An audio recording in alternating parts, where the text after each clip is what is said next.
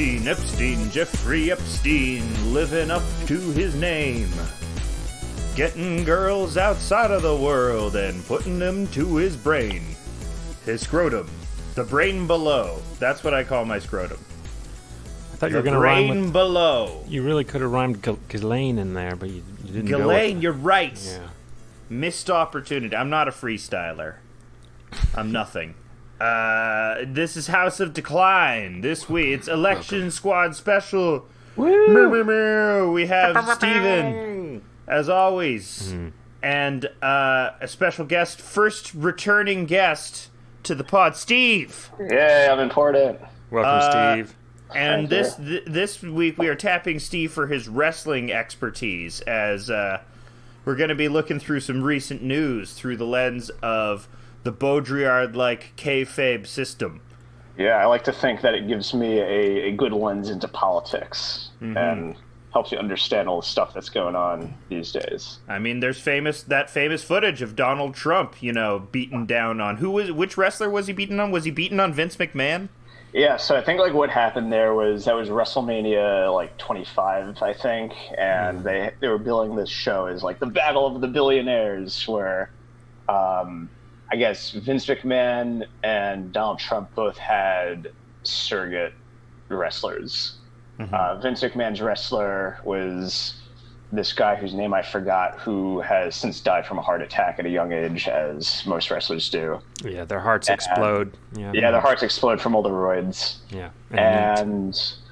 I think just in the middle of the match, it was just billed that, or it was booked that Trump would just go and tackle Vince McMahon, and supposedly he threw very stiff punches and actually hurt Vince McMahon. And then at the end of the match, it was a hair versus hair match, so Vince McMahon got his head shaved by Donald Trump. And I actually watched it once, and it is a very bad match, and Donald Trump was not a good actor back then, and he did a very bad job with all of it. Yeah. Well, he's not a graceful man. Wrestling requires a ballet-like ability to move one's limbs in a convincing way. Yeah, but I think at the same time, since then, he's definitely grown at being able to, have the crowd in the palm of his hands and kind of read the room and just be charismatic in general. Yeah, Donald Trump's affect is very much the affect of a wrestler doing mic work, Yeah, I mean, a lot of people say that he learned a lot, while doing that angle at WWE, and that is perhaps one of the reasons why he is so effective at being the heel political wrestler person that he is today. Yeah, exactly. So what's your prediction, Steve? You got an electoral number? You got a number in mind, or you just sort of one or the other? So my prediction is that it's going to be really close, and it's going to come down to the Supreme Court and what's her face, the new Supreme Court justice with all the letters. Amy Barron Cohen. Yeah. Amy Comey Borat. Amy ABC. Cohen. Amy Cohen Barron. Yeah. Yeah, it's Amy Deus Ex Vagina. Amy Barron Cohen. Yeah. Sasha Coney Barrett. Amy Coney Island. Amy Coney Island. Yeah, it is my prediction that it's going to come down to the wire, and ABC is going to be in a room with Biden and Trump holding a steel chair, and at the last second, she's going to have a face turn and smash Trump over the face with said chair. Well, I think Biden's going to win by 305 electoral votes. You think he's going to get 305 or win by 305? It's going to get 305. That's Okay, going to be his total. What are the swing states that you're predicting? Does he win Ohio? No, Trump wins Ohio. Biden, Does he win Michigan? No, Biden wins. He doesn't win Michigan. Biden wins Michigan. Biden you said. Michigan. Yeah. Do you think he's going to win Pennsylvania though? Because that's everyone hard keeps to saying know. that. That's hard to know. I think he's got enough goodwill from his Scranton days that I think he will decisively win Pennsylvania. The Pennsylvania's going to take a while. It's going to take a while to know, but I think Biden may win Pennsylvania. You know what's an insane thing that is all on liberal Twitter, which is like, we're gonna get Texas. Yeah. We're gonna get Texas, you guys. What the fuck is that? I don't know. What fucking crazy-ass fantasy? It's like, not only are you not gonna get Texas, you are going to lose far more of the Latino vote because, Trump... I don't think I can say the word gusano. I think it's the it's the equivalent to saying Uncle Tom. But that's who Trump's Latin voters are, very spiteful people that hate illegal immigrants because they think they make the rest of Latino people look bad, And so that's a very powerful vote he's got. It's a very conservative-leaning culture. Catholics, too. So they love Amy Comey Bobo. So do you not believe the statistical polling stuff that says that, or at least on I didn't believe... I mean, if there's anything from last election, it's like, no, the opposite. I mean, not necessarily, though, because I feel like the whole point of, I guess, like what 538 does is they play around with probabilities. And in the last election, I think on election day, Trump had something like a 30% chance of winning, which is, it's still something. Yeah. That means that like 1 out of 3 times that they do this, he's going to get elected. And, unlikely things happen all the time. So yeah, but that was on election day. I remember because I was following it desperately at the time. Because it's like, I have faith in the numbers. I'm listening to the Pod Save guys. Everything's going to be okay, right? Everything's going to be okay. Okay, the Pod Save guys weren't around then. No, they were. It was called Keeping It 1600, and I listened to it. And that is my coming to leftism moment. Because, my general political affiliation was, I was a communist when I was a teenager to be a contrarian. Yes. Then I was a libertarian to be a contrarian. Yes. And then I was a liberal because I just started believing in stuff and thinking, hey, Keynes, which is you taught me about, Steve. And then... I mean, Keynes?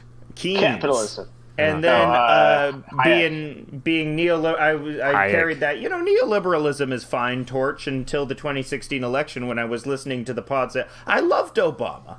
Oh, are you kidding me? Are you kidding me? I love that guy. Hitting those He's threes. a beautiful guy. Yeah, he's a lovable guy. Yeah, an amazing guy.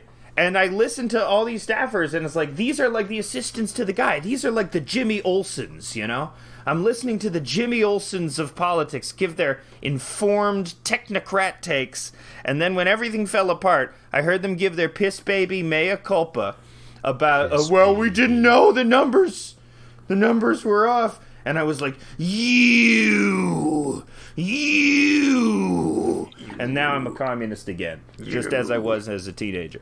Yeah, I mean, I think it depends on the model that you're looking at in 2016. Like, I definitely remember seeing some models like the New York Times and the Economist who are all like, "Oh, Hillary's going to win, 95% sure, no contest, done deal." And I think those people are criminally irresponsible because, in a lot of ways, in projecting all that confidence, they probably convinced a lot of people not to vote.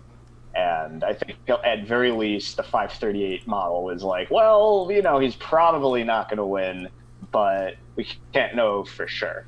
And I think Nate Silver on like 538 was actually took the current model and projected like, okay, what happens if we have a polling error the same size as in 2016? And I believe Biden still takes it. Still, yeah. So they have to be more wrong than they were in 2016. Yeah, which can definitely happen. Like 10 out of 100 is still possible. I was seeing that for phone polling, they're getting a 1% response rate, so which means the phone polling is probably not pretty accurate. But hopefully they are being able to poll in other ways with the texting and the computers and the to I don't know. Signals. There was an article that I read. I forget what it was, but it was like Biden staffers fear ill omen of low turnout amongst Black and Latino voters, and I think that's sort of I think that is a very ill omen because polls are one thing, but if those demographics are depressed, especially like states like North Carolina, which Biden could win, coasting on the Obama goodwill amongst a certain Black population there, as well as, the idea that he's going to win Texas is that he's got the Latin vote in the bag, right? But that's proving not to be true, as a lot more Latin men are voting conservative. I don't know. I think Trump, man. I think it might be happening. No, I don't think so. Because you two are both Biden, I'm gonna be the contrarian approach. So we're gonna be right either way. I'm girding my loins. To be clear, though, just because I think that 538 is probably semi-accurate in Trump, in their odds for Trump, given, I guess, that, like, they're saying 10 out of 100. I don't think that necessarily means that the actual probability of Biden or Trump winning the election is that, because I don't think this model takes into account any sort of rat fuckery that Trump is going to attempt to pull. So I think that easily gives Trump another like 20-30% chance of But the coronavirus, with all the old people being pissed at him for not doing enough at coronavirus, that's going to depress Republican turnout as well. So they're going to rat fuck their way back to even. But old people who vote for everybody. Biden needs old people too. It's well, yeah, but the more Trump won the old people in 2016. Yeah. He did at that. But we can't count on the youth vote. Maybe we can count on the youth vote. I saw some encouraging numbers that said it was actually, for some reason, the kids are coming out for Biden more than they came out for Bernie. It's funny. Yeah, well. Because kids don't like, what's a primary, man? What? Mm-hmm. Why don't we just vote at the same, like, vote for Bernie for the president? Mm-hmm. I mean, it is kind of funny that all the messaging around voting was pretty absent in the primaries, and it only kind of came about in the last few months. Well, whenever anyone said go vote, the Bernie people would scream at them that it was a pandemic. Like Diddy was silent. That Simone, what's her name? The Biden staffer was telling people to go vote, and the Bernie people were screaming at her like, it's a pandemic. No, don't go vote. They do mail-in ballots, but even though we see active evidence of mail-in ballots being suppressed. They didn't have the shit together for mail-in ballots for the primaries because they were taking place March, and I voted before lockdown in Michigan. I was like, the Michigan primary was like March 10th, and then we locked down the week after.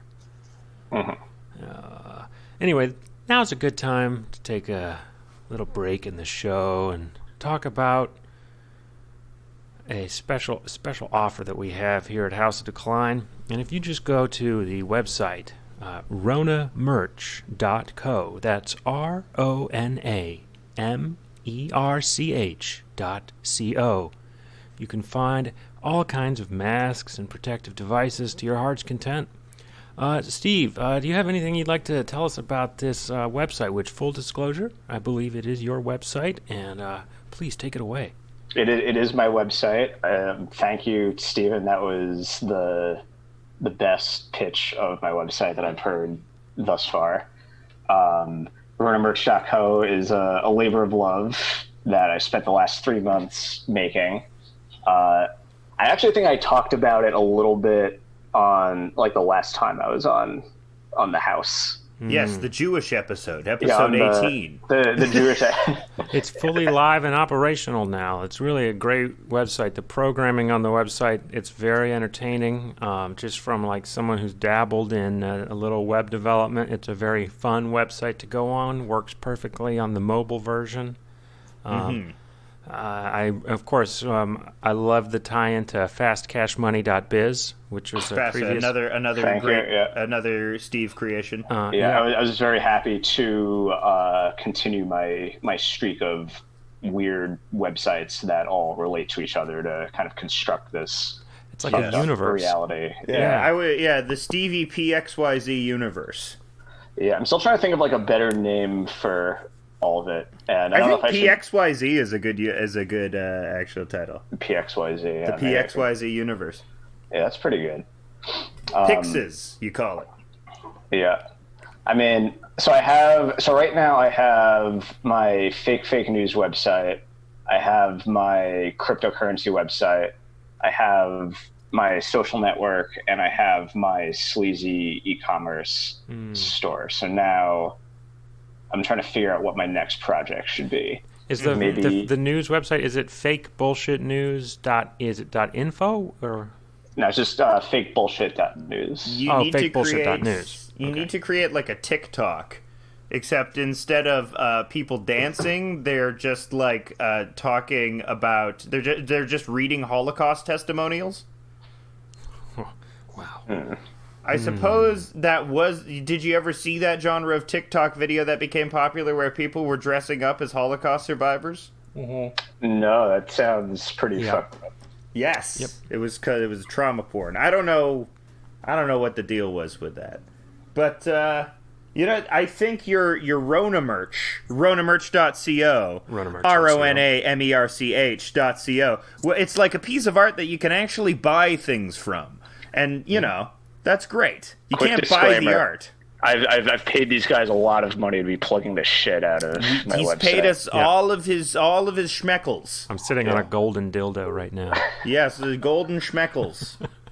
Schmeckel being the Jewish word for small penis. Yeah, so far I've sold 6 pieces of merchandise, and only 4 of them were sold to myself. So I need to hit my sales goals for the quarter. So we're gonna have special limited time offer House of Decline whenever I get around to designing it. We'll have our own masks that you can buy, and I know I need a new mask because my mask is getting stinky, garlic breath, gross, salad dressing. I should take it off when I eat more and not use it as a napkin for my disgusting face, but I gotta wear a mask all the time, even when I'm driving, even in the house that I haven't left for 7 months. Even when I wipe my ass, even when you're eating, off. you can't. You have to keep your mask on when you're eating now. I mash it through. I just mash it through like a sieve. Yeah, because I don't want that coronavirus to get into my body. Yeah. When you're making sweet, sweet love, you have your mask on. Yeah. It's the only mask that allows you to eat mad puss with your. Right. With your mask you on. could get the smiling eyes mask, so as you're getting laid, your partner knows that you're really smiling behind that mask. Yeah. Or just get a mask with a dildo affixed to the front. Yeah, they have. I've seen those in some of you go. in some of my researches. I've seen this mask with the dildo on front. Well, it's soon going to be on ronamerch.co. Guaranteed. The one thing I'm very disappointed about that project, though, was Zazzle, which is the company that actually provides the merchandise and manufactures them and handles all the shipping and payment and stuff. They, for some reason, most of their merchandise doesn't need to go through any sort of review process whatsoever, but the face masks have to go through a 47 business day review. And after doing a lot of research, I found some posts on some bulletin board where they were like, oh, well, we just want to make sure no one's making light of the situation or spreading misinformation, at which point I was like, oh, fuck, that's the entirety of what I'm doing. So hopefully some of this gets approved. And, I was actually pleasantly surprised that everything was approved except for the QAnon stuff. Which was actually, I was actually more impressed than anything else, because I guess that shows Zazzle's a little savvier than what I was expecting. We gotta create some new QAnon memes. Like, it's not called adrenochrome, it's called child juice. Yeah. Actually, I did have one adrenochrome mask that got approved. I think I got that one over. That's okay. That's good. That's a good one. It says crazy for adrenochrome, and then has a chemical symbol. Excellent. And that's the fine merchandise you can find on ronamerch.co, ronamerch.co. It's ronamerch.co. Yeah, part of the PXYZ universe of websites. So the other part of your websites, which I actually do want to comment on, Steve, because I do think they are pretty great. I am genuine my gushing over them because I think they're wonderful. But I think it also speaks to why you're a wrestling fan and why we have you on to talk about kayfabe And how it all ties into the election is this idea of simulacra and simulacrum, and how sort of it's like the concept of fried Garfield memes. You know those memes where it's just ultra surreal and they put like a very strange Photoshop filter over a Garfield or something like that. Anyway, but the idea is, infinitely reproducing something until it's no longer recognizable as the thing. Yeah, no, I mean, I think as a vast simplification. I think that's like pretty accurate, and I think we've talked a bit before about Baudrillard, who I don't actually know that much about, but I've watched a lot of YouTube videos about him and read a bunch of Wikipedia stuff. Yeah. But I think he definitely still has this concept of the hyperreality where you have reality and the thing in itself, and then you have representations of reality. So if you have a tree that is actual reality, and then you have an artist who's drawing a picture of a tree, then it's like maybe that picture is influenced by the artist's perception, certain bits are emphasized, and it's a simulacra of the tree. But I think in modern consumer society and whatnot, you have this kind of phenomena where you end up with a copy of a copy of a copy of a copy, and in a lot of cases you end up with a simulacra or a simulation of something that never really even existed in the first place. And I think one of the things that I try to do in all my projects is essentially just like construct this elaborate reality out of whole cloth, where you have fake bullshit.news pumping all of the fake news articles, and then the ads there linked to FriendWorld, which is another website, friendworld.social, which is at one point it was a real, quote unquote, real social network. Now it's another fake one, and on there you have lots of posters talking about the articles they're reading on fake bullshit.news and various conspiracy theories and 5G and plugging fast cash. And then you hop on over to fast cash, where you have lots of swirling, colorful text trying to get you to buy this thing. And then at the bottom of that, there's a link to buy the merchandise. Then you hop on over to coronamerch.co, and it's all very self-referential and sort of like building this reality out of the absurdist text and images that are on there. Well, because the reality you're basing it on is the online reality. And so it represents a sub or shadow version of that. And that online reality is representative of not really our actual reality, which is where it's funny. The online reality is sort of made up of whole cloth already out of ideas that come from, that tree reality you mentioned before.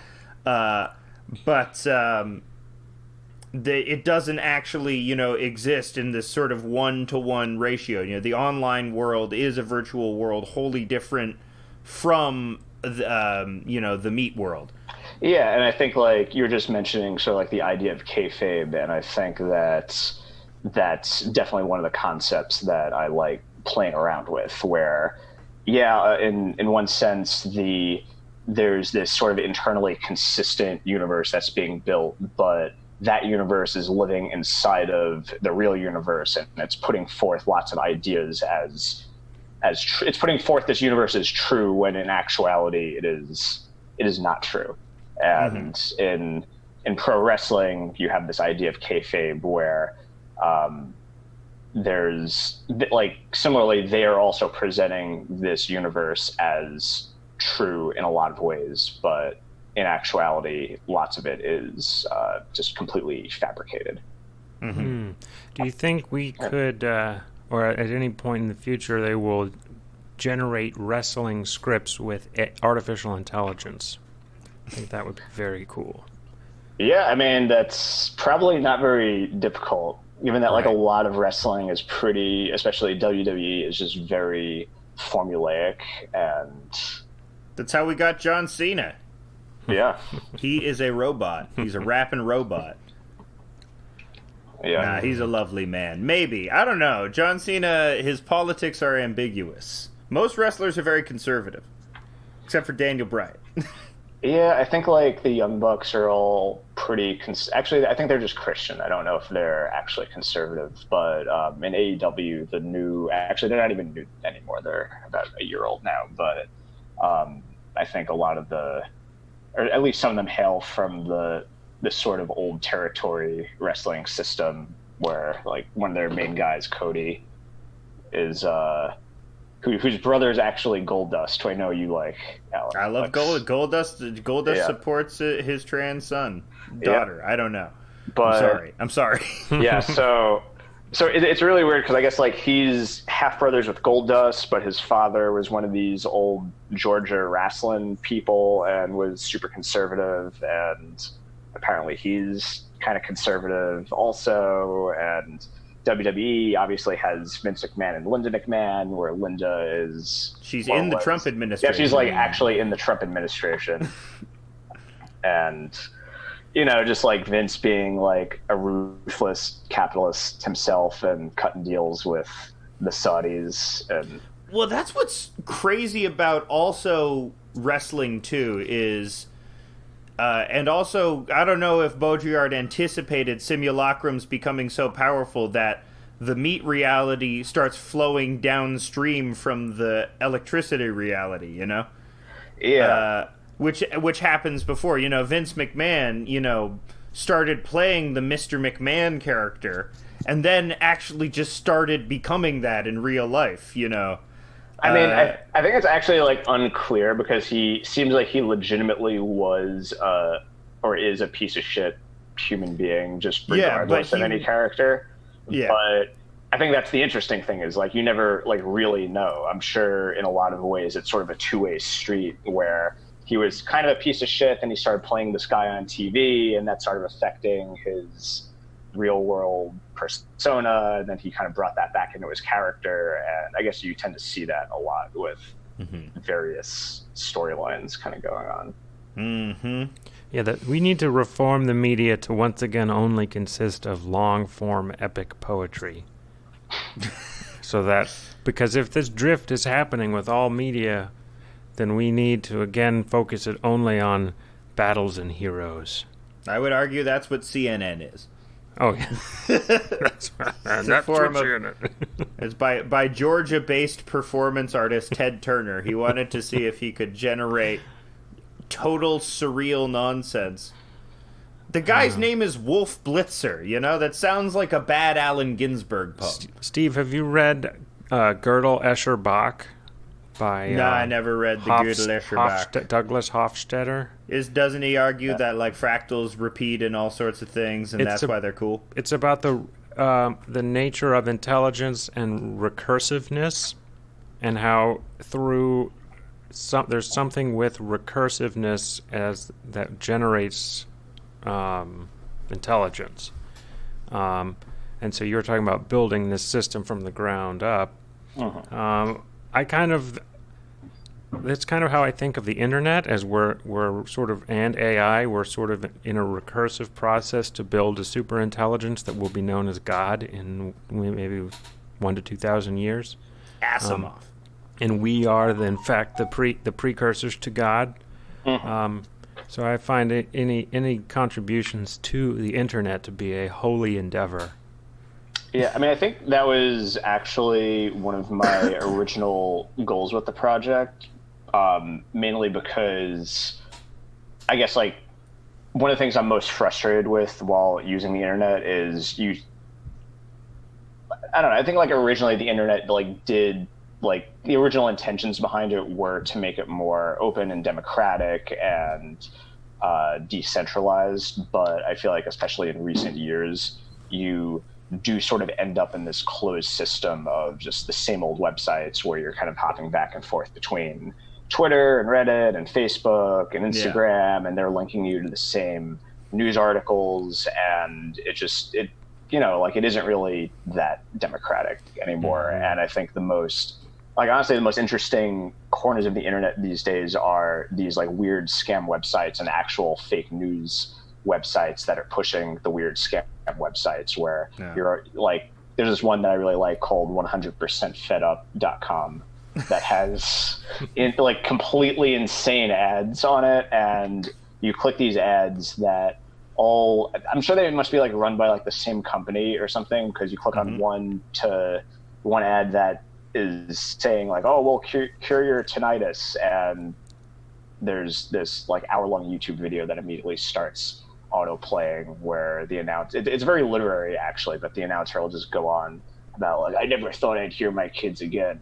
As the doctor entered the room, I was like, terror completely took over me as I cried into her arms and blah, blah, blah. And then in an uplifting voice, the announcer will talk about how, oh, and you could actually cure your tinnitus with these 3 vegetables found on this remote Japanese island. And it's just like totally insane. But the funny thing is, if you go back to this fake news website, click on another ad, they'll use the exact same script except for a totally different product, where it's like there's like some medical thing getting some character down and they're upset at their doctor, and then it turns out that there are these 5 vegetables from some Japanese islands that'll cure all their stuff. And I don't know, I mean, I think like the whole thing's like totally absurd, but it's like it's one of those things where like when you find it on the internet, it definitely sparks joy in you that you just found this totally stupid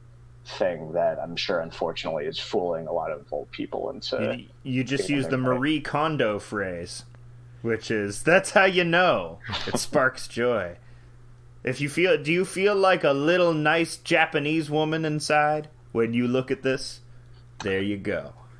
There you go. I do think it, because it also captures the joy of that infinite reproduction and the idea of deconstructing and having something similar but varying each time and sort of descending spiral-like, or maybe ascending spiral-like into, reality made out of whole cloth of something that we once perceived before to be reality.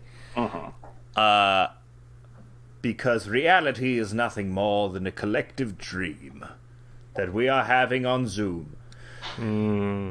There's a funny picture of Halloween decorations of a skeleton outside on a front lawn, sitting at a desk in front of a laptop, and blown up. There was a picture of him on a Zoom call with 3 other skeletons.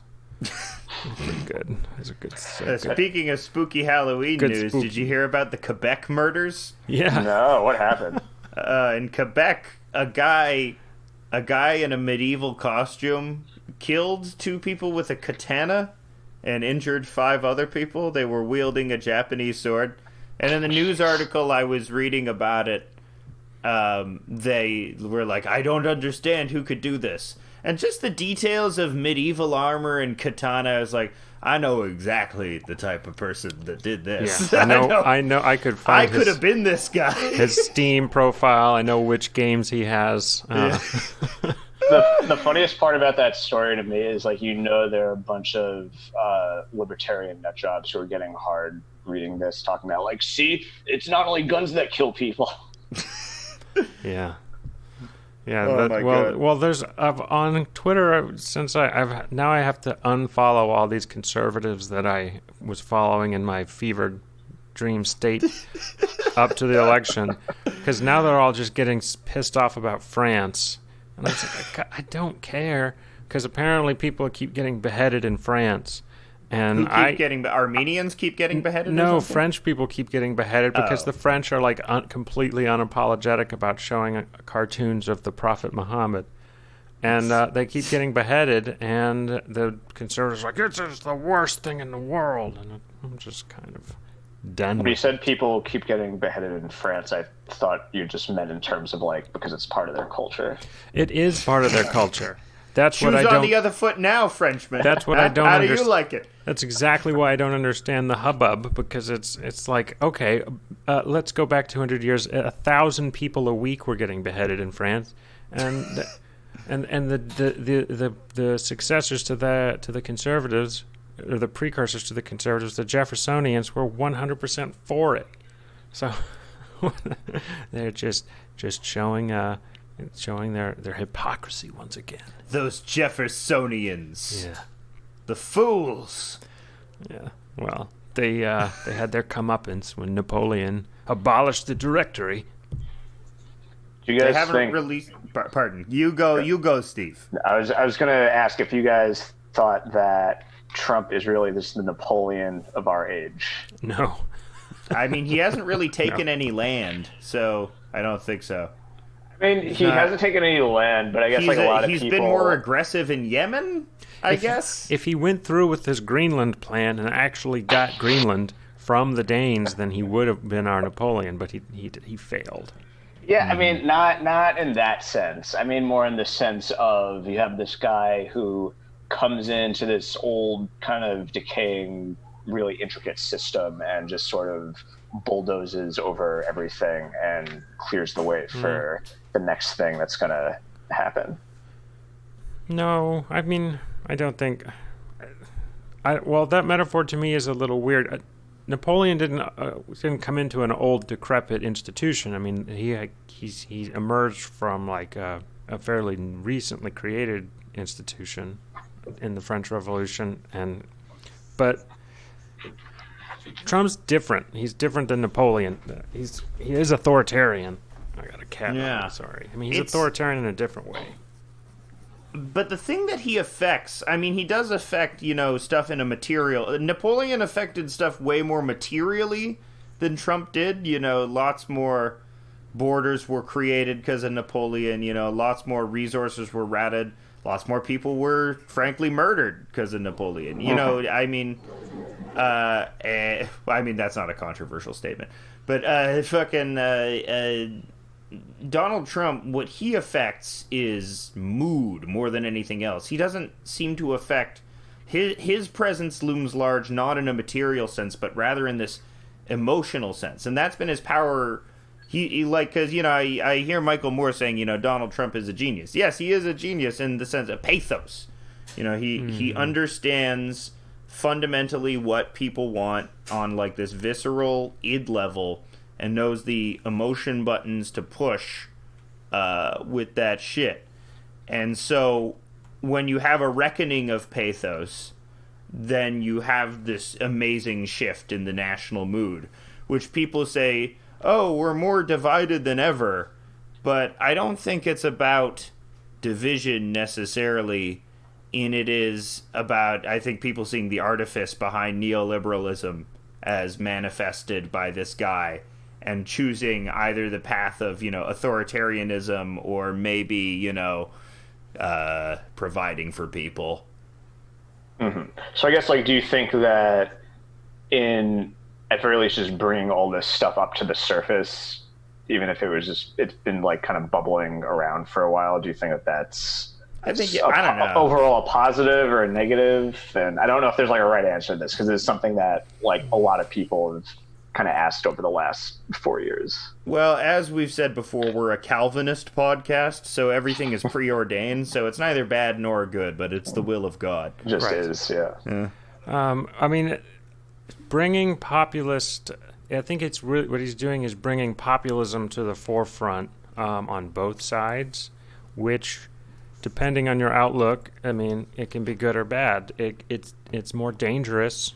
Populism can be very dangerous. That's why people are so apprehensive about it. That was a hallmark of Mussolini's fascists and Hitler's fascists, is that they capitalized on popular leftist movements, borrowed their language, borrowed policy in a very superficial sense, and ran with that in order to gain the confidence of the lumpen. Right. And what I hear most is that people are afraid that the next guy who comes after Trump won't be incompetent and will actually have some prior knowledge of the workings of government and know how to do the things that Trump is just too stupid to know how to do. And that's concerning. I don't know who it could be. People have floated like Tom Cotton, but that guy is a charisma. I just hope black Tucker hole. Carlson does not run and stays, because I'm scared of Tucker Carlson. You think Tucker Carlson has that much clout? Yes. think he's one of the most powerful people in the country. So I hopefully mean- he does not run. I mean, honestly, I'm scared of like pretty much any Republican who's at all competent at this point, because even if they're not charismatic, I think just Trump being in office for 4 years just sort of showed what one can get away with. And yeah, I guess like the charisma helps to a large degree, but in a lot of ways, I feel like if, aside from the competence, of course, if Trump just wasn't a charismatic asshole and he just sort of did whatever he was going to do without drawing attention to himself, then it would have been a lot easier to fly under the radar and not irk the left, at least. So if you got like a, I don't know, like a Ted Cruz type or even just like a Lindsey. Another W. They want another W. Look at how much of their agenda they got done with under W. That's like, and look at how he's beloved by the current liberal paradigm. You know, they want another one of those guys who like gives the appearance of, even though he's as heinous as anything else, you know, he plays by the rules, even though he didn't. So it's weird that he's being rehabilitated. I have no idea, but yeah. They need another one of those guys. And George W. Bush, you know, he was a populist too. People talk about, you know, how Trump doesn't come up, but, you know, aspects of Reagan, aspects of GWB, aspects of, I don't know, who's another comparable guy? Nixon. Well, With Nixon the dirty is, tricks. Nixon Roger is, Stone. Nixon is not the same. Nixon was maybe the last Republican to be beneficial to working people in any way. I would Explain argue. how. I'd have to go back and find out what to back it up. So Was he beneficial? Isn't I his didn't like, big thing? not as much as, you know, his opponent would have been, but compared to Reagan, who I think was where things really started to go wrong in our country. The complete Friedmanization of the economy. Yeah, Nixon was not all bad. I mean, he wanted he was not all bad. He wanted to, I think, protect the steel industry, for instance. And he was not going to go busting all the unions like Reagan did. Nixon has a very bad reputation when because he was like incredibly paranoid and wanted to destroy all the enemies within, real or imagined. But he, I think, also genuinely cared about the state of working people in the country, which I don't think any Republicans after him have, except for Trump pretending to in 2016. I don't. Well, yeah, that was famously Romney's big gaffe. Was the 2012? He talked about 47% of people pay all the taxes, right? So fuck you, poor people. Right. We'll see if there are any Republicans who try to do that. Yeah, populism. Yeah, I mean that's you know what you see is like, if you watched any of the debates, Trump keeps bringing up Bernie Sanders, and it's like, yeah, Bernie, you shouldn't have alienated Bernie. You lost the left. What are you gonna do? He keeps bringing it up because he keeps appealing to this idea of Bernie Sanders as this. Weirdly enough, he talks with some sort of reverence, and it's definitely intentional about Bernie Sanders because a lot of people do choose between Bernie Sanders and Donald Trump because they see them as the only two people that would materially affect their condition.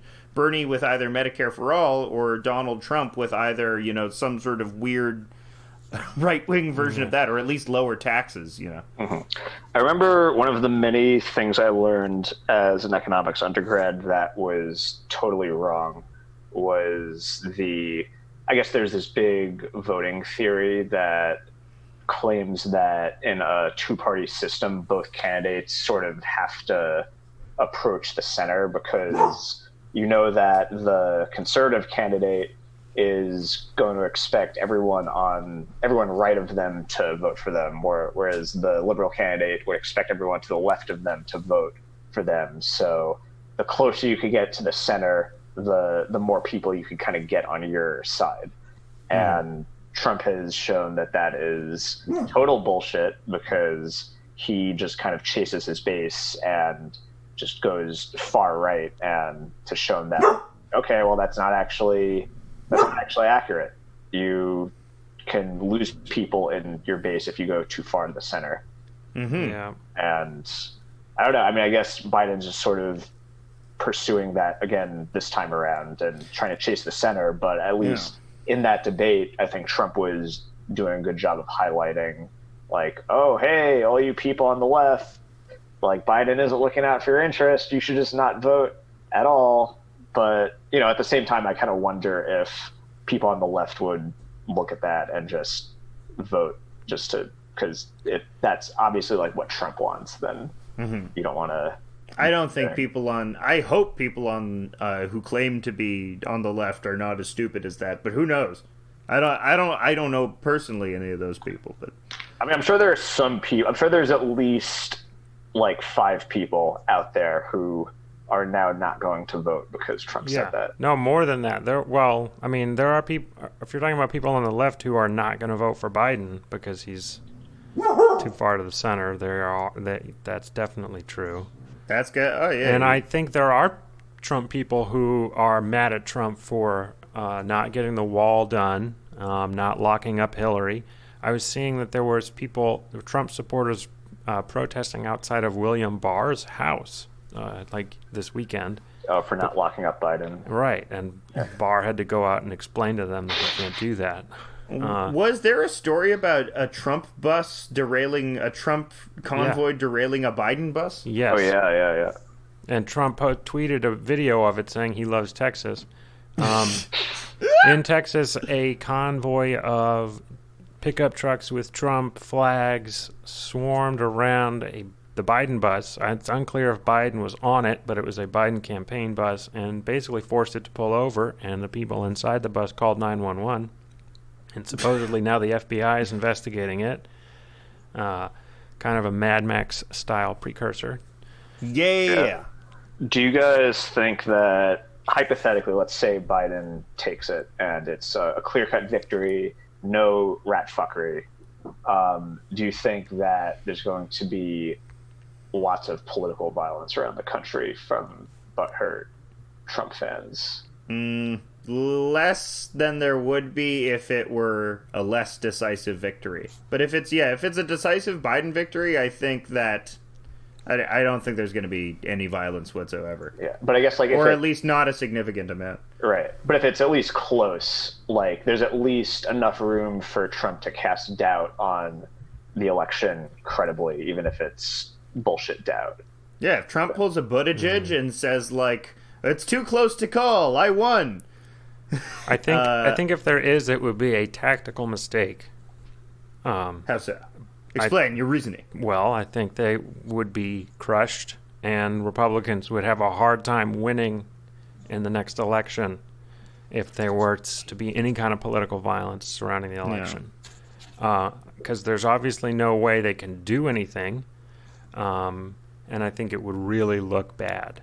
Yeah. Oh, I mean, it would look terrible, but I think that's sort of like the nature of this sort of violence that we're seeing. Is it's pretty. I mean, in some ways, I guess Trump is the ringleader in that he could stand up on a debate stage and sort of wink and nod and be like, "Stand back and stand by," and people just listen to him. But at the same time, he kind of has plausible deniability in doing that, because he could just be like, "Oh, well, you know, I was just ribbing him, or I didn't mean that. You took my words out of context." Yeah. But then you have all these idiots who are watching him, and it's like, "Yep, we got your message loud and clear, Mr. President." Yeah, that's the whole Pepe fascism thing. That's the whole kayfabe thing, because it's like you can say what reality is and always wink and say, "Oh, I'm just kidding." "Oh no, I'm just kidding," you know. And yeah, I think that's what's amazing about it. When you live in a world between reality and unreality, you know, you're always Schrodinger's boxing it. You know, you're always inhabiting all worlds at the same time. living in some sort of super reality. And that's where Trump is, baby. He's living in all reality. He's 4D chess now. He's not thinking that far ahead. Yeah, I mean, I think that's the main problem I have with people saying that Trump is a genius, is because I don't think he's able to really keep all this shit in his head at once and kind of keep track of all the different realities that he's playing. And I think he lives in one reality, and it's the one where he is the best and he's always right. And, you know, like in a lot of ways, I think that he's pretty genuine in a lot of the shit he says. Like, I don't think he's quite as conniving as a lot of people make him out to be. I legitimately think that he's just a very stupid person and is sort of just but he's just got that self-promotion talent, that God-given, in the same way that, you know, Norm Macdonald just radiates comedy from himself constantly and can't help it. Like, he's just this furnace of that type of energy. Like, Donald Trump can't help but self-promote and self-promote effectively. You know, he just is like this. Going with Calvinism again, he was always going to become president, because the goal in order to become president, you just have to keep saying your name over and over and over again, like a weird magician, practicing Enochian magic and saying, "It is the name of Trump, Trump, Trump, Trump, Trump, Trump, Trump, Trump, Trump, Trump. Put my name in big letters all over the world. Make my sigils to myself."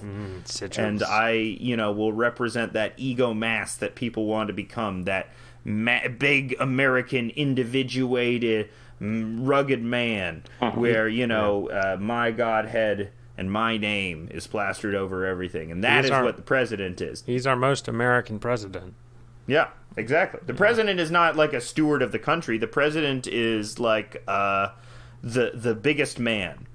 Who is the largest man? We should just do it based on who the largest guy is, like some kind of ancient Germanic tribe. Yeah, exactly. Oh, Beowulf, he is big. He is very, very big. That would be great. And you see people aggressively trying to get larger in order to become president. Yeah. You know, that would actually be good. If people did have to work out in order to become president, that would have been a failsafe against this Trump presidency. Yeah, we got to update the Constitution for more gains. We got to have more gains. So when you say largest president, are we talking height or just total weight? Mass. I'm talking about, metric everything. mass. It's large in a metaphysical sense as well. Like, Lyndon Johnson was a large physically and metaphysically. How do you measure the spiritual largesse? In a unit called blobs. I don't know. I don't. You know, some people just you gotta quantify this shit. No, you don't have to quantify. This is magic, baby. We're talking about language magic. That's everything that's been about. Nate Silver's trying to predict this shit with numbers. Numbers don't tell you half the game. You gotta go into the areas where the sound mouths, you know, emanate. And I have no fucking idea what I'm saying. But, yeah, I think that is a general principle behind... and how I assert it, how I tie it back with kayfabe and your websites and everything, and ritual and endless creation and recreation, is that you create your own world, and then if you insist that it's real enough, then it becomes real. And that is like a forebear of like Aleister Crowley black magic. That it's just an incredibly powerful idea that just simply saying enough, repeating it enough, will make you a god. You know. Yeah, Diego agrees. And yeah, the insisting that this reality is in fact real, while simultaneously understanding that it is not. Yeah, I mean, I think a lot of.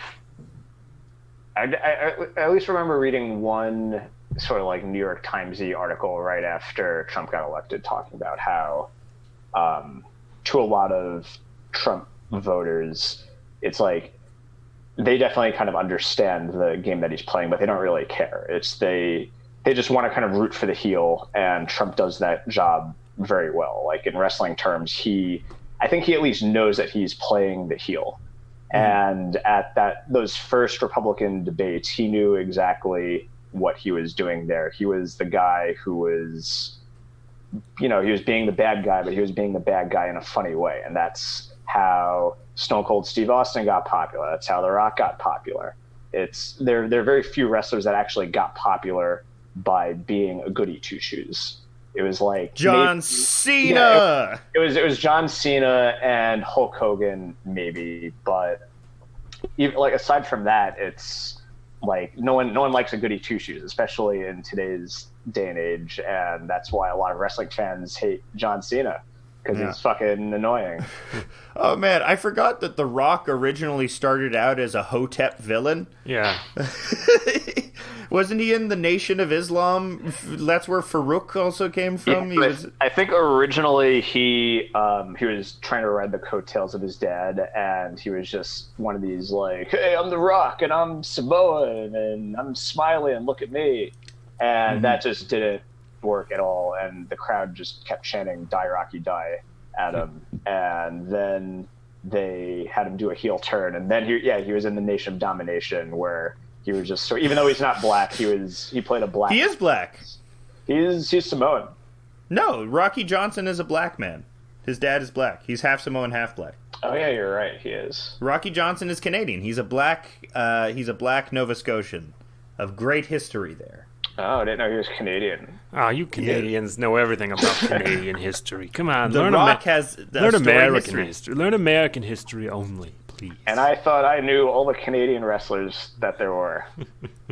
There are a lot of them. We are famously proliferate in that community. Yeah, Kenny Omega, Winnipeg. Yeah. Yeah. You got Chris Jericho. Chris Jericho, classic. Also, he's super spreader at the Sturgis rally. Yeah, so with this, another conservative wrestler. This is perhaps the first He's election. A Roganite wrestler. This is perhaps the first election where no one can threaten to move to Canada, which is very sad, because everyone used to be able to be, I'm moving to Canada if whoever else wins. But the borders are closed. The coronavirus is winning. We are on the ropes again. The UK is on the ropes, locked down for another month. I hope you have a supply of peas and mash. But what are we going to do? Are we going to lock down again? Can we declare a second lockdown? Was that in the cards? Probably. It seems like all the cards are pointing in that direction. It's going to be longer this time if they want it to stick, but they're not going to make it stick. Maybe Biden will make it stick. Maybe Biden will just become the most popular president ever by being like, look, man, we're just going to print fucking money, okay? Yeah, I mean, I think that's actually, like, probably what you have to do. And I think Andrew Yang is in Biden's supposed future cabinet. Well, I just hope they don't Biden could very much be the greatest president of all time if he just does, like, a year lockdown with, and just burn money.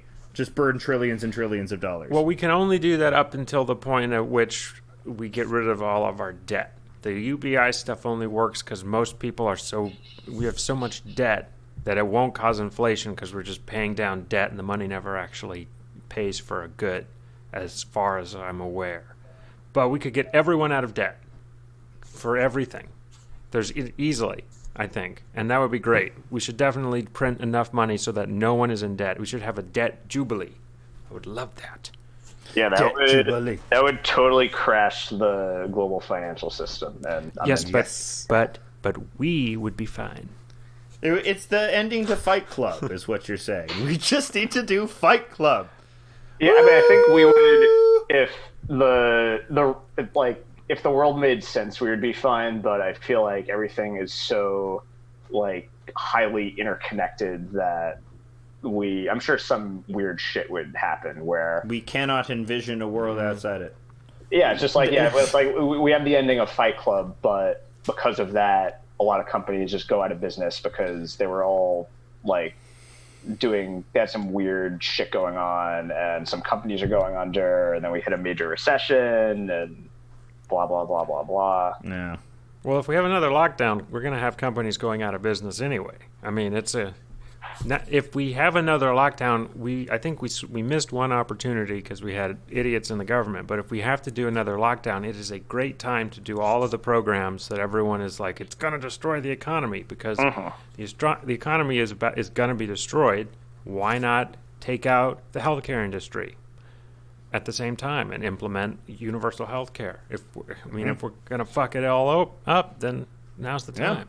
Yeah. I mean, frequently national healthcare systems were implemented in the wake of gigantic disasters. The NHS was implemented after World War II. Canada's the beginning of Canada's healthcare system began after the Winnipeg General Strike and labor strife was overtaking the prairie provinces, which motivated old Tommy Douglas to start campaigning for universal healthcare. You guys got made up history. Oh, yeah. We'll talk about the Red River Rebellion and Louis Riel. The prairie provinces and Tommy Douglas. We got lots of fucked up history. We got residential schools. That shit's fucked up. Oh, for the native peoples? Yeah, they steal the children in the night, like boogeymen. The Canadian Mounties would go around like boogeymen. Yeah, they would just straight up kidnap kids from native people and be like, sorry, we can do this. Got to re-educate them to re-educate them for what? For Canadian values of saying sorry. Cultural genocide. I mean, the cultural genocide wasn't stated. It's not in the law. It's we're doing this for cultural genocide. Well, the Anglo-Saxons did that to the Romano-British peoples in the 4th and 5th century, thus embarking on a grand tradition of Anglo-Saxon cultural genocide. And of course, they like only their things. Yeah, there's hardly any Celtish words remaining in English pointing to a cultural genocide during the 4th and 5th centuries in Great Britain. The Anglo-Saxons were doing China before China was doing China. Yep. Oh my God. Canada. I'm gonna grab a quick cup of coffee. I'll be right back. Fucked up. We were talking about the lobster controversy this week. I was also alerted to another controversy involving indigenous peoples. 1492 Landback Lane, Caledonia, Ontario. What was that? This is a project. This is literally a land reclamation project. I haven't looked too much into it, but they were facing some struggles with the cops because of their supposedly radical views. I don't know what it is, but I know it's called 1492 Landback Lane, which I thought was very funny. Yeah, 1492 Columbus sailed the ocean blue. In 1492, Columbus raped. That's what the 1619 project is going to teach. Yeah. We're gonna go in Columbus's rapes in detail. This is the 1619 project. He raped 1,619 women. So this one was called Shelley. This one was called Becca. This one was called Louise. I don't want you teaching our kids to hate America. I'm a Columbus. This is Christopher Columbus. I am powered by rape. So what I do? Hey. Did you know it's a Mario? He charges up with a mushroom, but Christopher Columbus, he charged up with a rape. The founders were all very, very catty and kind of annoying. I hope that's in the 1619 project at least. How catty and annoying they all were. Yeah, they were fops. They were all they weren't all fops, but they were all just obsessed with their reputations. Who is a fop? How dare you, sir? Let's rate the founding fathers on general foppishness. I think that we Hamilton can all is agree. Foppish number one. Fop number one is Hamilton. Really, I feel he's tied with Jefferson. No, he's more fop than Jefferson, who comes in at number 2. Okay. George Washington, not a fop. Not a fop. The best one of them all. He was the only. He's really the only good founding father. Thomas Paine. Thomas Paine, not a founding father. He is a founding father. No, he's not. No, he's not. Count him. Nope. Wait, stupid question. What is a fop? A fop is a dandy. A dandy. Someone who is bourgeois and effeminate. Wears frilly clothes. Knows French opera. I quote see. Yeah. can quote French opera, is like Secretly gay. the guy that's you know. beat up at school a bunch, who gets bullied for singing Oh the no, my ascot. Like I was a fop. In high he's school. memorized the periodic table with that horrible song about with Yeah. all the elements. There's antimony, arsenic, and aluminum, selenium. Yeah. This Gilbert and Sullivan play is quite gay. Fop. Powdered wigs, see. powdered pubic hair. Thomas Paine was not a founding father. He just wrote some art. He was just a journalist. Yeah. He was fake news. You're fake. Yeah, he did. Related question: which president do you guys think had the best facial hair? There are very few presidents with facial hair. Didn't Martin Van Buren have the chops? Martin Van Buren had the chops. There are very few modern presidents. No modern president has facial hair. When did it stop becoming a thing? I guess The last president with facial hair was Taft? Yeah, I think it was Taft. Yeah, I thought it was Roosevelt, but Did Roosevelt have a term after Taft? I think. No, you're thinking of Grover Cleveland, who No. Let's look. I think Teddy Roosevelt had a no, or did he? Let's look it up. I was looking up the presidents. So So yeah, there- it's at some point facial hair. There is a fantastic Wikipedia page called List of Presidents of the United States with Facial Hair. And apparently there are 27. Van Buren, for my money, has the best Because of the chops. Well, it's not just because of the chops, but also because he's pretty bald. So he just has like pretty massive tufts of hair just on the side of his head, but none on the top or the bottom. Yeah, Taft was after Roosevelt, and Taft was the last one with facial hair. He has a sick mustache. Yeah. Chester A. Arthur had a pretty sick mustache. Lincoln true. facial hair, it sucked, frankly. It was a bad beard. How dare you? How Didn't dare like you, it. sir? Take it back. Take it It's back. right now. iconic, though. It's okay. Iconic things suck all the time. Like the Shawshank Redemption. First president with facial hair, John Quincy Adams. A good president, unfairly maligned. He was, he was famously anti-interventionist, anti-war, a lot of good stuff. Yeah. Well, I think Zachary Taylor had the lamest facial hair. Which What was he? He was the hottest president, wasn't he? I guess he just has like kind of long sideburns and a little on the chin. yeah. No, okay, I'm confusing him with Franklin Pierce. Franklin Pierce was famously a very attractive man, but a bad president. All presidents are bad A presidents. lot They're of them. all bad. They were finding out a lot of them were pretty bad. Yeah. That's funny. I mean, what can you do? I feel like it's a hard job. yeah. you get blamed for a lot of stuff that you don't really have any control over. Yeah. I mean, I think it's very you can absolutely blame Trump for COVID deaths. That's totally his fault. That shit requires a federal response, or at least a more certain directive than anything that his administration put out. Yeah. Yeah. The I'm not always in favor of a centralized government plans, but the one thing that I think everyone can agree on is that when you have a pandemic, you need a centralized government. Having 50 different plans for 50 different states is not going to work. Yeah, and I remember like even at the beginning of the pandemic hearing Cuomo talking about how the federal government was actively making things worse. Mm-hmm. In some ways, in terms of like bidding on pieces of equipment that the states needed and just not really allocating it appropriately. Oh my god. Another thing that I wanted to talk about today was Glenn Greenwald. Glenn Greenwald? Glenn Greenwald? You mean the most outstanding, upstanding the journalist? smartest journalist on the planet. The bravest and coolest and most... the biggest dick having. Yeah. The big Brazilian boy topper Um, is going to. Yeah, apparently he has had to go from making $500,000 a year at the Intercept to now only $300,000 a year. Not Oh, at the no. Intercept. Yeah.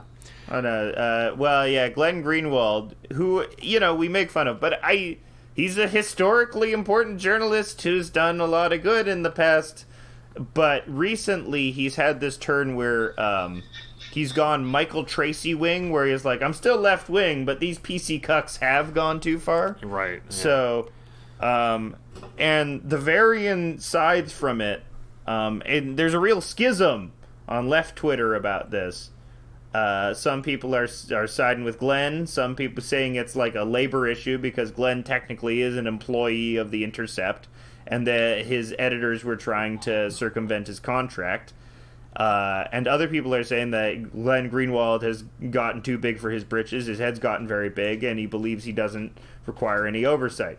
And that's the position that the editorial staff were taking. They were saying, we didn't want to spike his fucking Joe Biden story. We just wanted to edit it slightly.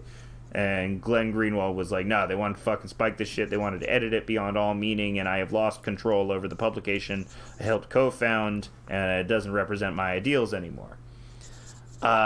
So he is... It's also no coincidence that he went on Joe Rogan a couple of days before that to just talk about his general vibe.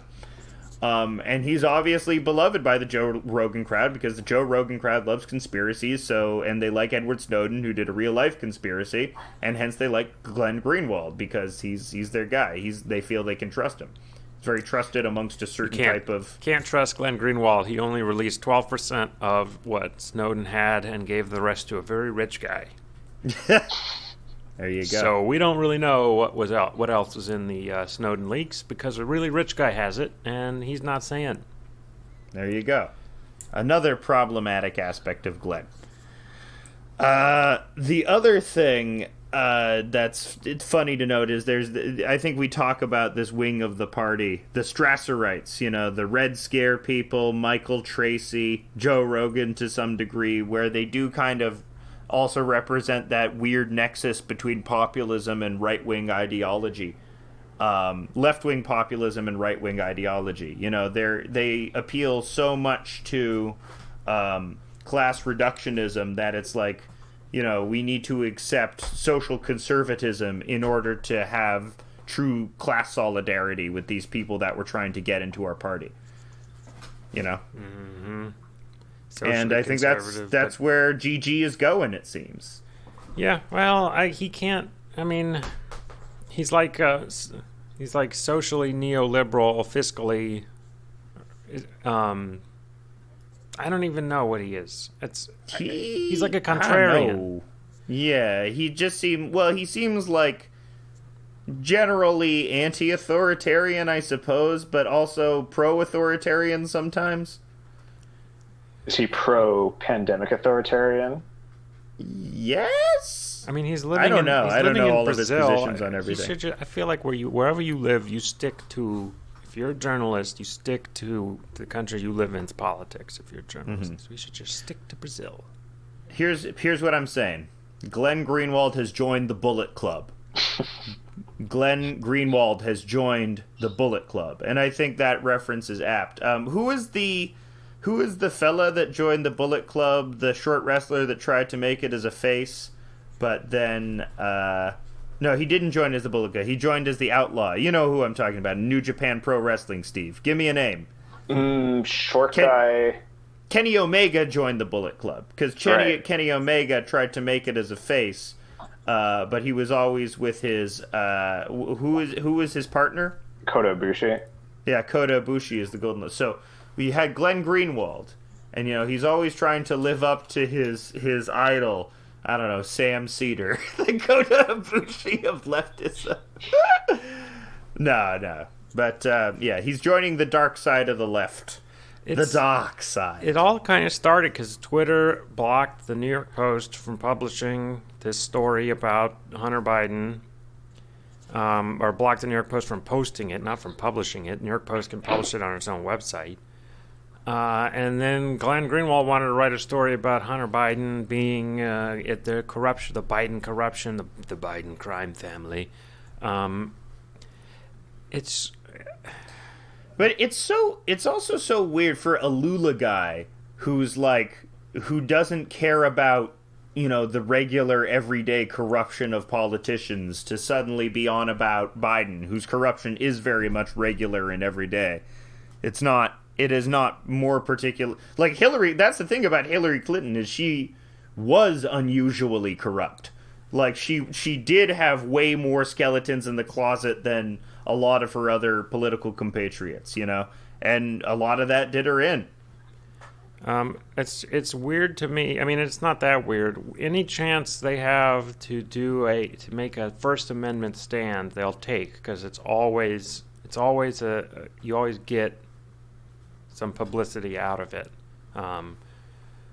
Like Matt Taibbi's been on the same shtick with, he's totally against any form of press censorship. And libel laws in the United States are pretty easygoing compared to other countries. So I guess they're worried that we might go the route of Europe, where you can really be prosecuted more easily for saying untrue things.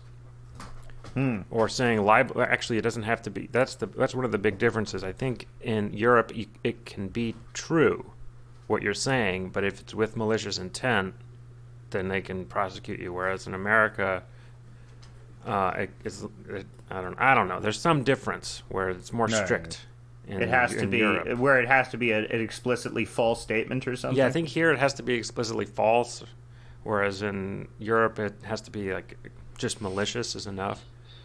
Well, that was a big fear because Donald Trump famously, in run up to campaign, said, "We're going to open up those libel laws. We're going to open them up." And there was worried that he would be a free speech assassin. And I guess, Glenn Greenwald, he might be vaguely right-wing, but he's definitely not pro-Trump, I don't think. Yeah, I don't know. I don't know. Because it seems like he's trying to hurt Biden with this story. So I'm not super... He could just have Assange politics where he's tear it all down. Yeah, well, maybe move back to this country if you're going to tear it all down.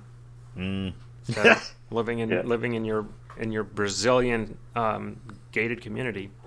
Yeah. I think he'd probably have a better time in America. Yeah. He is being hunted a lot. Yeah, I don't know much about him, but given what you've outlined, to me it just seems like a typical workplace dispute type thing, and it's just some guy who just wants to forward his career, and he doesn't really even care about politics.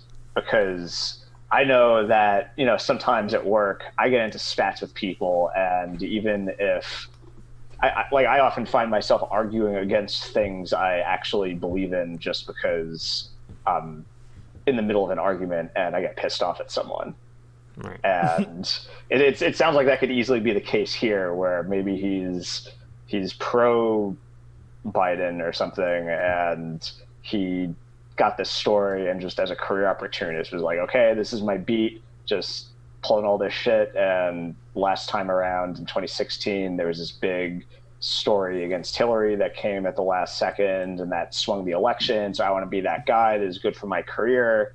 And maybe his editors were like, well, this isn't totally kosher. And he was just like, oh, fuck you guys. I'm going to get out of here. I'd hope Glenn Greenwald was more than just a rank careerist, but I think that's a pretty likely explanation. Yeah, I endorse that explanation as well. I think it's probably what's going on. Yeah, it is. Yeah, it does. Even from the details of it, I think you've gotten... When you do read the details, it does feel much more of a personal vendetta than an ideological one. And both sides are trying to paint it as an ideological one, when really it just seems as you edited my story, I didn't like it, and my contract says this. No, but the contract actually says this. Fuck you, I started this place. Fuck you, you made us run it. Mm-hmm. Yeah, it sounds like he's just going to have to start a new, even more free and independent journalism thing. Well, yeah. I'll tell you what, I didn't know who the guy was before all this shit started, so it's great publicity. Mm-hmm. Yeah, I mean, he's the guy that Snowden went to with the Snowden stuff. That's his climb to fame. Yeah. Yeah, him and Tim Pool are gonna start their own media company. Michael Tracy. Yeah, him, Michael Tracy, Tim Pool, Joe Rogan, Barry Weiss, Andrew Sullivan, Thomas Chatterton Williams. Joe Rogan's a class above all these jokers. He's making $60 million a year now. As long as the Spotify employees don't freak out too much. I don't know. I think that shit is gonna really bite him in the ass. So funny. I think it's. Yeah. I mean, the thing is that he's kind of got Spotify in a bind because, like, he's just going to keep doing what he's doing, and if they break his contract, they're going to have to pay him out the rest of what they owe him. And they've got a $60 million contract, and as long as in the contract it's like I can have the guests that I want on, then the episodes with Alex Jones get released on other platforms. It's on my phone. It's on Podcast Addict. I got that one. You can't censor that. So I don't think he gives a shit what Spotify does. I like Joe Rogan. Yeah, well, Joe Rogan seems like an actual person. He doesn't. He's talking about rank careerists. I guess even his attempts at self-promotion. They don't seem horrifying or filled with rancor or malice or a will to power like, say, Donald Trump's attempts at self-promotion are. Kanye West. He's just a guy that likes smoking weed and asking important questions and watching MMA. Yeah. And because he doesn't evince that. And in the same way that even like Glenn Greenwald evinces a will to power. Who else were it? Barry Weiss will to power, right. Lady, Joe Rogan that's what separates Rogan from all of them. Joe Rogan has a very goodwill towards all people sort of vibe. Except for trans athletes. I haven't seen that. No, that's the thing he always. Man, don't you hate it when fucking people, people who are born men, enter women's sports. That's the thing that he always brings up. Well, he's a sports bro. I mean, the obvious answer to that is that competition is stupid, but the sports bros love competition. It's like, yeah, all sports are dumb. Why do you care about this? I came in fake sports are the best. Athletes? Look, it's just wrestling. It's like wrestling. Just make it unisex somehow. You have male wrestlers beating up women wrestlers beating up male wrestlers. Here's what you do with MMA. You just make it weight-based. Here, problem solved. It's easy. It's easy with boxing. You can just go by weight. Yeah, solved your problem, Rogan. So and I think it's mainly a problem in high school sports. Yeah, it's really not going to be as big of a problem. But maybe I don't know who. I don't care. I don't. No watch one cares about it. We got off on this, but the point is that the trans athletes issue is something that it actually. I will speak on this a little more because trans athletes is something that you can tell a person has malice, has slight transphobic malice if they bring it up a little too much, Yeah. Because it's this very, very narrow sector of this issue, but people laser focus on it because it's supposedly confusing. Yeah, I mean the issue, it can get into an issue when you get into scholarships. When there's but we shouldn't have sports. College should be free. well, yeah. That was the communist. Yeah. What are you, a communist? I am a communist. Maybe I said it in this episode. Maybe what should toilet paper? Should food be free? All right, we're coming to the close. I want to say some things. RonaMerch.co. RonaMerch.co. RonaMerch.co. RonaMerch.co. Rona, buy wonderful House of Decline merchandise. I need a new mask. Don't you need a new mask? Soon we're going to be stocking House of Decline masks. House of Decline mask. Get your branded House of Decline mask filled with my jism. For the 1 year anniversary of coronavirus coming this March, House of Decline mask. Yes. But that should be our deadline. I'm going to give you a hard deadline of March 17th, 2021. It's going to be the 1 year anniversary of coronavirus pandemic. Yeah, smells like an anniversary to me. Oh, man. I can't smell anything. So final election predictions. You said 305, Stephen. Yeah, 305 to whatever that means. 305 for the Biden. Other one. Yeah. Or depending. I don't know if he's going to win an electoral vote in Nebraska or lose one in Maine. So I'm going to say it's either 305 or 304 for Biden final count. I haven't done my electoral count, but I think it's going to be. I think Trump is going to win the popular and electoral. Okay, so he's going to sweep the Midwest, and get Florida. So you're going. I don't have a hard number, but if we're doing under over here, it sounds like 305 is the midpoint. And Alex, you're going under. I'm gonna go over. Mm-hmm. Okay, you're anticipating a decisive Biden victory.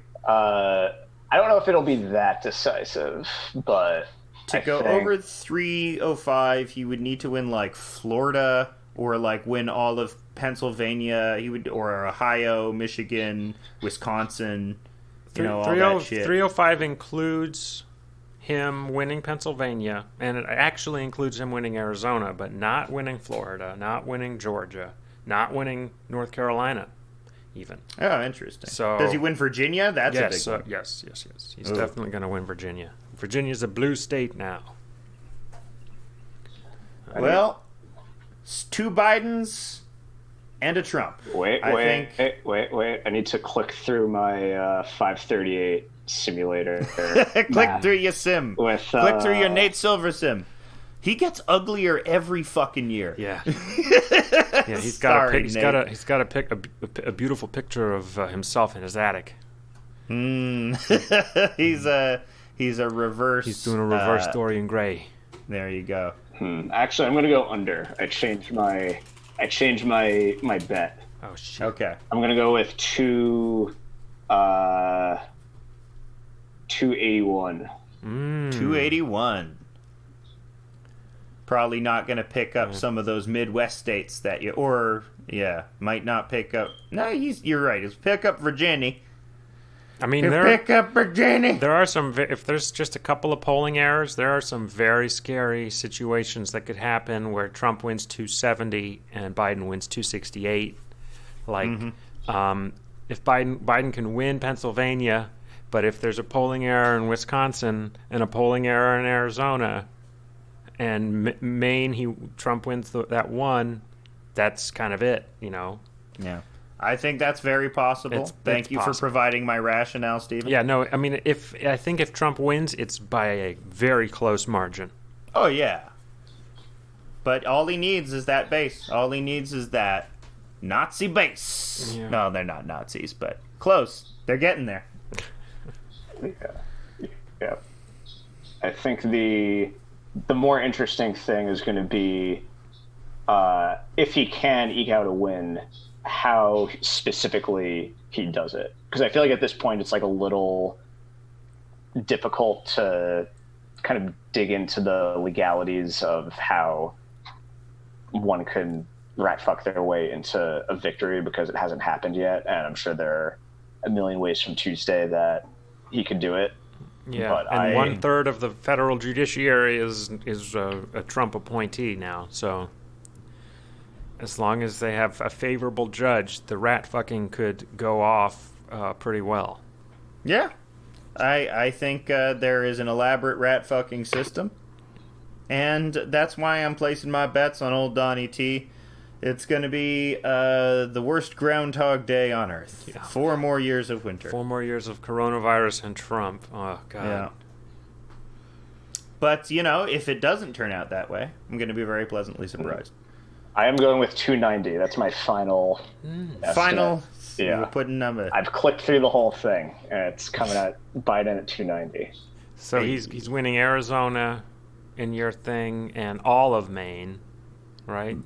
He's losing the 2nd district, but I guess the big thing is he's going to win. I think he's going to win Pennsylvania, and a lot of it's going to probably hinge on that. Man, Pennsylvania is so important, and we're not going to know it for a week, probably. Yeah. Sucks. We are going to know quickly on the day of the election. We will know Florida and North Carolina, most likely, because they are allowed to count before the election starts. But for the crucial state of Pennsylvania and Michigan, we will not know until Friday, most likely. Yeah, and I guess if he wins Florida, then it's probably over at that point. Yeah, if Biden wins Florida, it's pretty much over. But please let him win Florida. I don't think he will. No, that's Trump country. The exact type of people that would love Donald Trump are in Florida. That's why Mar-a-Lago's there. Yeah. The most American people. Yeah, but you have a lot of former felons voting in this election. No, you don't, actually. You don't. They instituted a poll tax, the Republicans in Florida. And they've made it so... And then... So the poll tax is that the felons have to pay a certain amount to, like, do something. And in order to figure out how much it is, it's apparently very hard and complicated. So the felons being able to vote is not totally 100%. So wasn't Bloomberg gonna just like throw a buttload of money at paying off a lot of? I saw that he threw $100 million at ads in Florida. I don't think he did it for felons to be able to vote. Let me see if there's any news. What's old Bloomy doing? It's still... Let's see. As of 6 hours ago, there was a ruling that felons are supposed to be allowed to cast regular ballots, not provisional. But there is... Let's see. This is from 3 weeks ago. I'll have to do more info. Is the idea that felons are going to vote for Biden? Yeah, that's the idea. I think overwhelmingly they probably would. I mean, they might go. They're people. They're not felons. We didn't get to talking about Lil Wayne. Oh yeah, Lil Weezy. Lil Wayne. Class solidarity. That's all I'm saying. Lil Wayne meeting with the Prez. It's very surprising because Mrs. Officer was his ode to Kamala Harris. I don't think it is surprising. One of the first things I thought about when Trump ran was just how many hip-hop songs refer to Trump as like a totem of pinnacle of American success. We'll see if the Kanye West spoiler happens. I don't think it's going to happen, but it would be funny if it did. Yeah. Kanye 2020. That's who we vote for. It's going to be Kanye. Yeah. 2020 Kanye West. Good night, everybody. RonaMerch.co. Thank you, Steve. Thanks, Steve. Yeah, thank you.